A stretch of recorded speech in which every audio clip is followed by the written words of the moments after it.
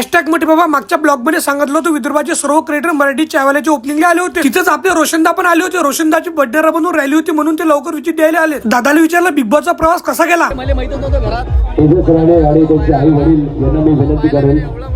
50 दिवसाच्या प्रवासाच्या नंतर जेव्हा मी बाहेर आलो म्हणे तेव्हा पब्लिकचं प्रेम पाहून माझे मन भाविक झालं. आम्ही सगळे ब्लॉगर दुकानाच्या अंदर आलो. इथून आम्ही येडे चले तर केले सोबत चाय पण पेला.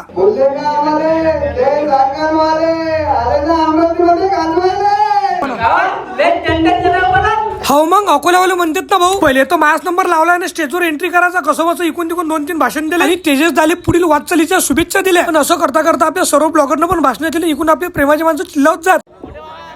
आणखी तेजस झाले पुढील वाटचालीच्या आणखी शुभेच्छा. भावानं कमी वयात स्वतःचा बिझनेस चालू करायचा विचार केला. नाही तर आजकालचे पोरं राहतात शिल्लकच्या कामात जास्ती डोकं लावतात. पण दानं तसं काहीच केलं नाही. स्वतःचं अस्तित्व कसं निर्माण करायचं हा विचार केला आणि त्यामध्ये सक्सेस पण भेटली. आणि इकडे आपले प्रेमाचे माणसं भेटले त्यांनी पण ब्लॉग मध्ये घेतलं. म्हटलं आता मी येतो तेवढ्यात तेजस दा नावात त्याला मोठे बाबा इकडे आहे म्हणे. आपल्या पोट्ट्याची इच्छा आहे म्हणे तुमच्या हातातून त्याचं स्वागत करायचं. तेजस दाचे जेवढे पण व्हिडिओचे कामं तिथे सर्व कामं दानं हँडल केले. त्याबद्दल दाचे आम्ही मनापासून आभार मानतो. शाल देऊन फुल देऊन स्वागत करतो. आमचं पण स्वागत केलं यांना तसा काही विषय नाही. आणि सर्व कार्यक्रम शांततेतपणे पार पाडला. जाताना दादाचा निरोप घेतला. चला म्हटलं तर आम्ही येतो म्हटलं काही झालं असेल चुकबुल माफ करा.